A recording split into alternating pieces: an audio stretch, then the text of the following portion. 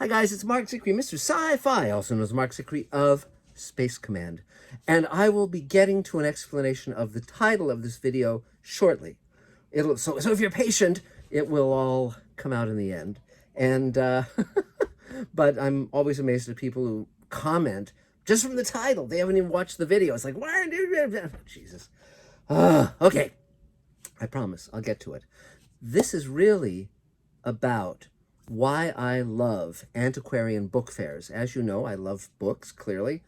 And so Elaine and I went to an antiquarian book fair, and they're starting to have them in person again, thank heavens. And we wear masks, but, you know, it's great fun, because the reason I love old bookstores and the reason I love book fairs and all of these things is because when you're just on the internet, the algorithms take you where they think you'll want to go. But that's not the same as browsing and finding things you never knew existed that you turn out loving. So I went to this book fair, and I'll show you the things that I got. It was very, very, very cool. So, and this is just like, you know, there were all these book dealers and from, you know, here in England and so forth. So lately I've been reading, because the Air Force has finally come clean about UFOs, or theoretically come clean and said, these are real, UFOs are real.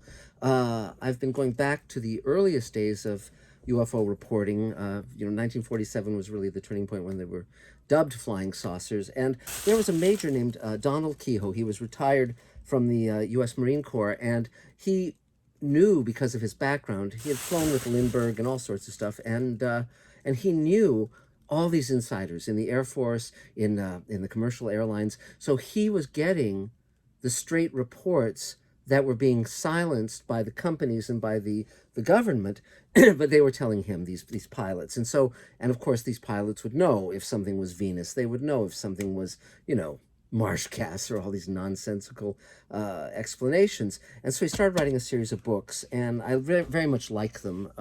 There's one right there behind me, Flying Saucers Are Real, or whatever it was called.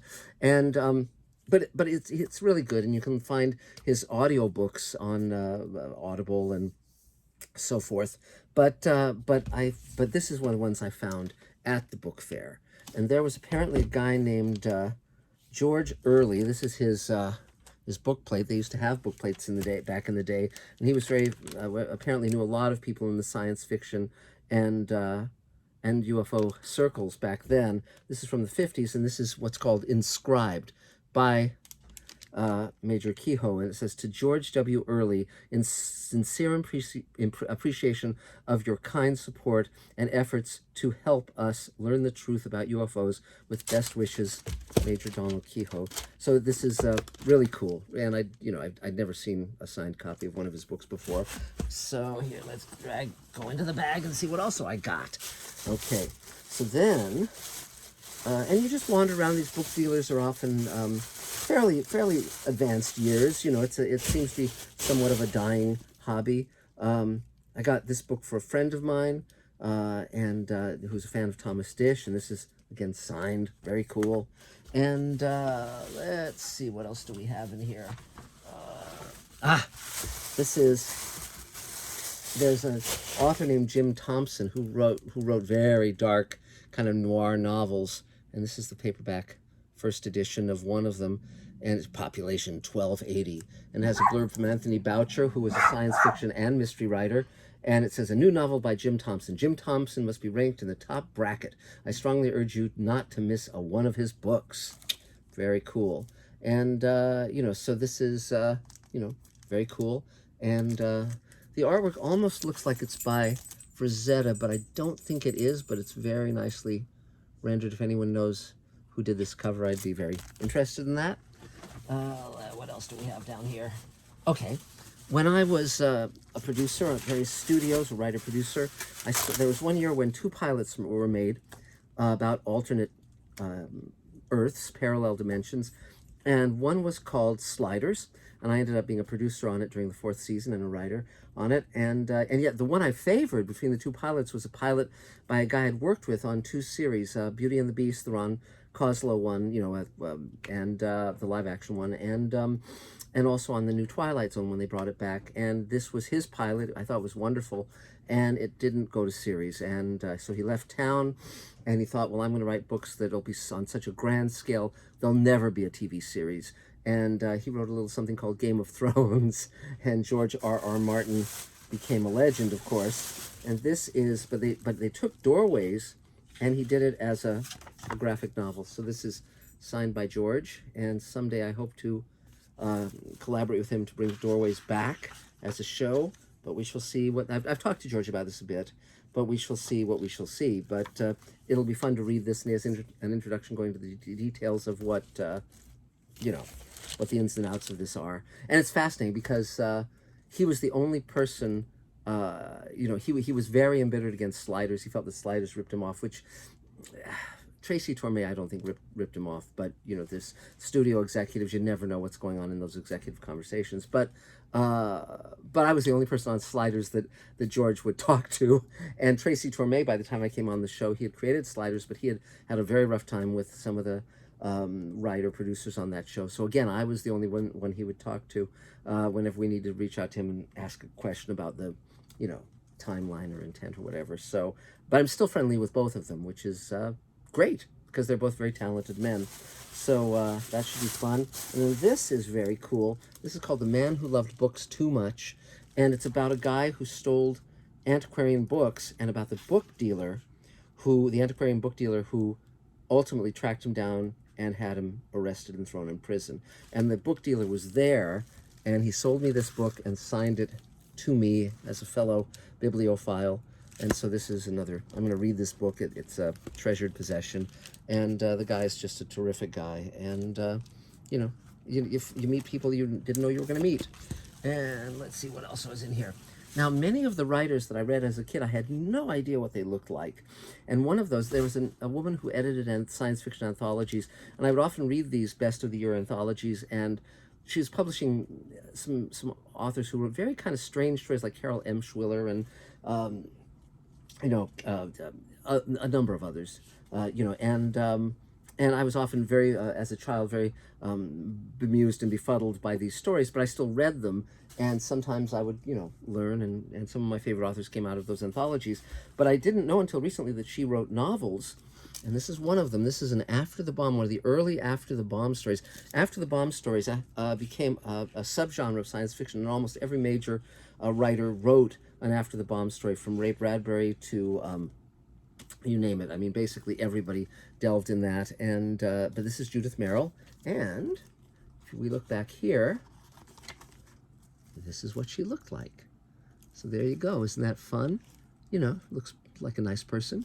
And so, and you know, yet another jewel of my collection, and it's signed, of course, by her, and really, really nice, really cool. And there was actually a live TV adaptation of this novel that I saw before I found the novel, and that's sort of what led me to the novel. So let's see, what also do we have in here? Okay, so this is something I got, let's see, I guess it's over here. Yep. This is something I got as a gift from my friend Guillermo del Toro, and as many of you know, he just got nominated as Best Director and Best Picture for, I think it may have been Best Screenplay.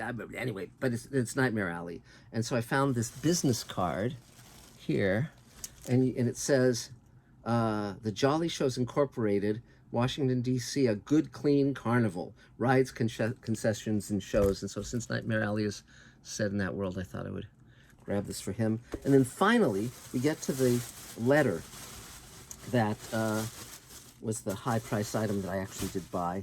And so this is fun. This is very fun, and this explains the title of this particular video.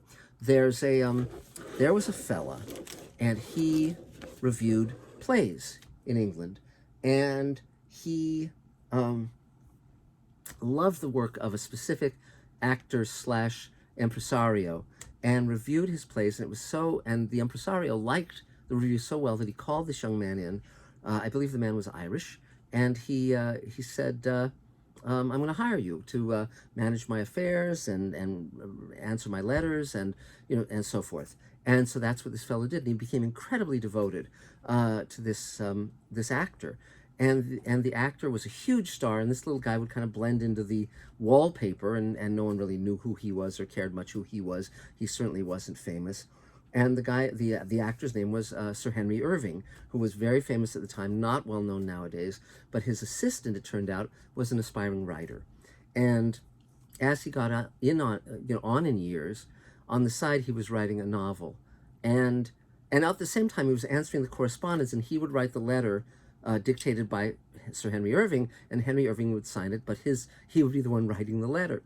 And then his book came out, and it made quite a splash. And that book was Dracula. There it is. I think this edition is from around 1900. It's got an amazing illustration of Dracula with a wolf. This is way, way, way before Bela Lugosi stepped into those clothes and so forth. And this is what I bought at the Antiquarian Books Show. It is a letter written by Bram Stoker, signed by Henry Irving. And you can see, and it's really funny that Henry Irving was having Bram Stoker write his letters, because you can see that this is essentially illegible. And so on the back it says what he wrote, which is, "I am compelled to forego, however, rest assured that my interest in the Clover Club is nonetheless as that I am always with the numbers, blah, blah, blah, as I hope soon to be so in the flesh. In spirit. I am always with the members in spirit, as I hope soon to be in the flesh. Believe me, my dear sir, very faithfully yours, Sir Henry Irving." But Bram Stoker's hand is the one that wrote that. So he was turning down an invitation. And now here we are over 100 years later, and Bram Stoker is the legend and Henry Irving is the footnote, as opposed to how it used to be. So anyway, so that's the Antiquarian Book Fair, and this is about Henry Irving finding out that his employee was obsessed with sucking blood. So so that's it for now.